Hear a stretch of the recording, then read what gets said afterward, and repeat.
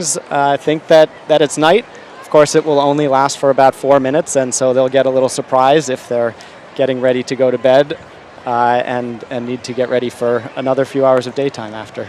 Okay, and as we approach totality, we're noticing the shadows changing, and we can see those images right there on the bottom left hand of your screen. So you have the partial eclipse on the right and the shadows on the left. Can you walk us through those crescent-shaped shadows? Yeah, so what you're seeing is effectively the leaves of a tree acting as a pinhole camera. So normally, the light coming from the sun is filtered through tiny holes in the leaves, and we just see a circle because that's what the sun looks like most of the time. During an eclipse, then we actually get the shape of the sun in real time, imaged by these effective cameras that are created naturally from the leaves. And I'm looking around, and there are people just literally lying on the ground right now. They've got their solar glasses on. They're looking up at the sky.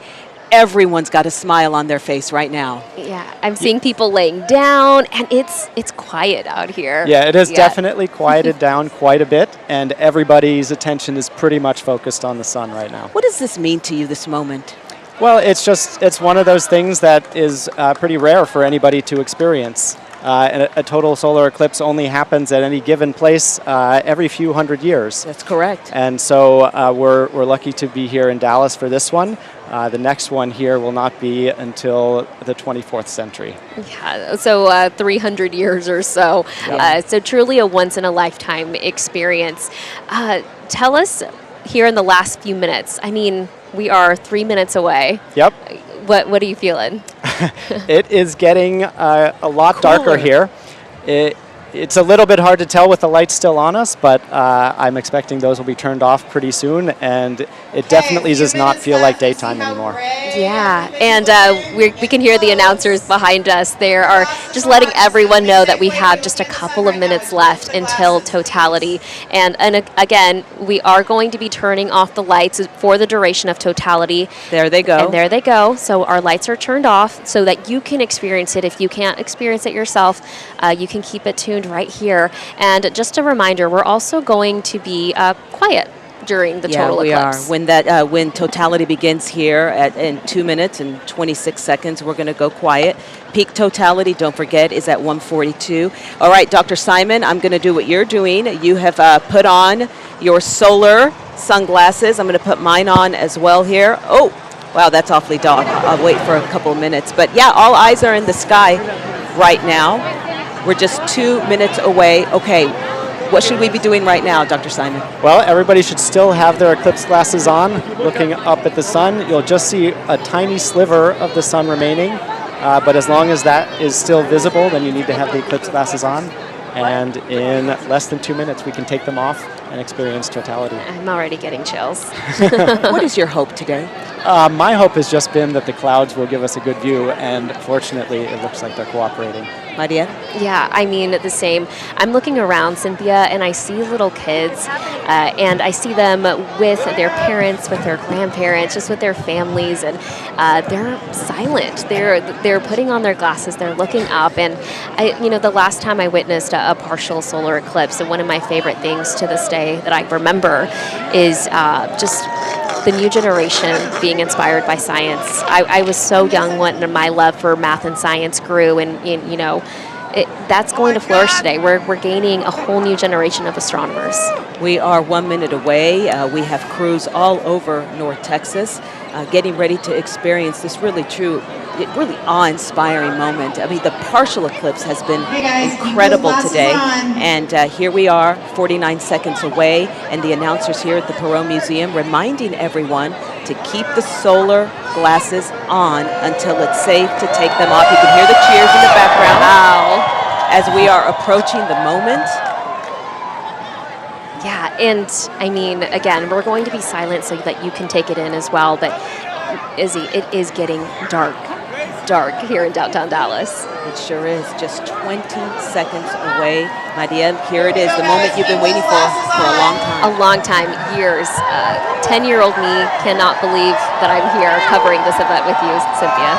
Well, I'll tell you what, as we count down, we have just seconds left. We're going to mute it and let you take it in, North Texas.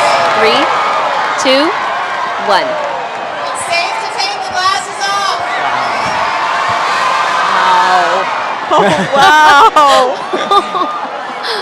There's the corona. It's clear. You can see Venus and Jupiter quite clearly also. Is that Jupiter right there? That's Venus to the right of the sun, Jupiter to the left, a bit farther away. Sun, if you look towards the left, the bright object to the left is Jupiter. We can even see some prominences The bright object to the right on the top of the should sun. be Venus. I can't see it from the stage, but you guys can probably see it.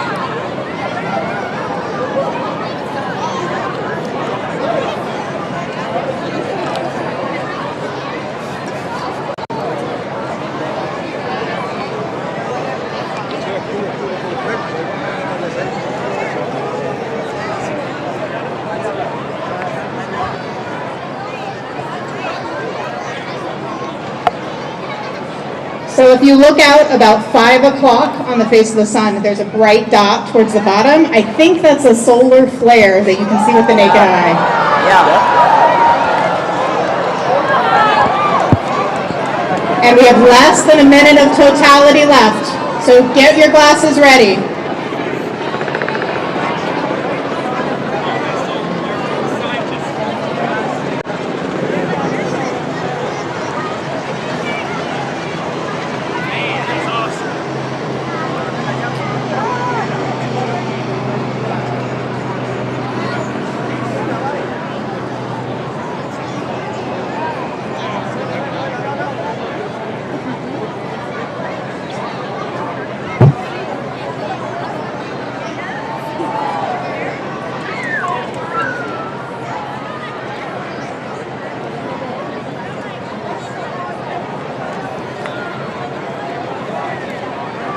All right, so people should start putting those glasses back on. We've only got a few seconds left, so put those glasses back on. And we'll see the diamond ring come out the other side. Gosh. Wow. There we go.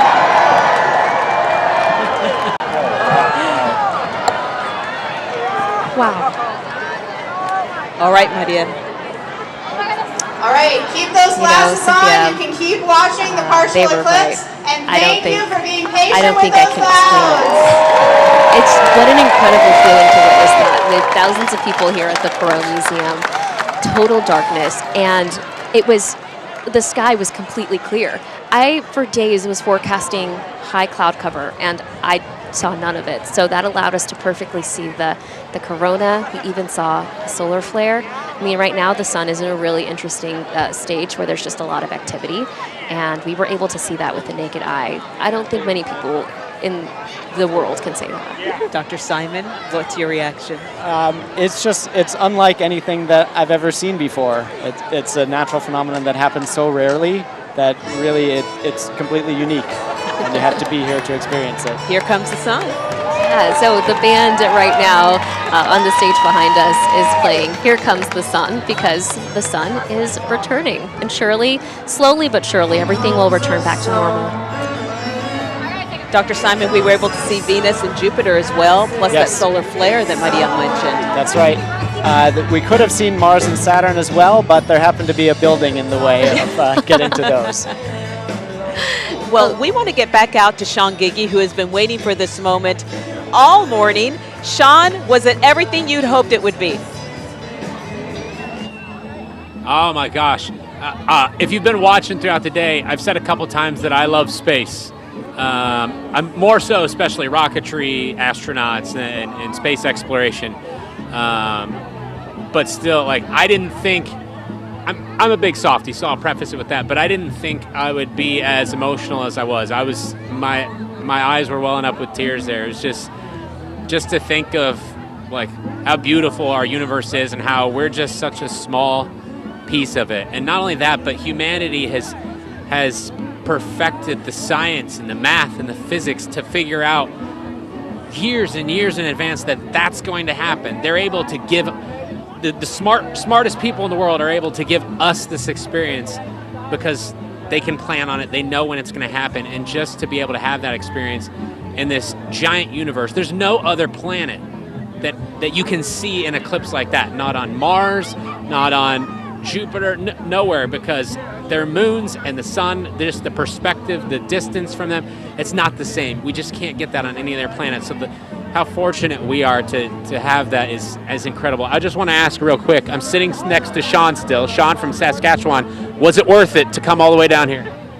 More than I could ever imagine, yes. Yeah, I didn't think I'd need Kleenex, but brought tears to my eyes. It was amazing. Awesome. Same to me. My tears were welling up in my eyes. I'll send it back to you guys. I mean, that's all I can say. I feel like I'm mostly speechless, but gosh, awesome. Back to you guys. Yeah, ditto, Sean. You know, and like the gentleman you just interviewed, yeah, I got a tear in my eye too, because it's magical, and it's such a reminder of how minuscule we are here on this planet. And to look at everyone, I can't think of a better way than science and something like today happening to bring everyone together. It's days like today that is inspiring the next generation. And how Sean was saying, they were able to calculate this right down to the second. And it's because of math, and it's because of science, and it's because of people that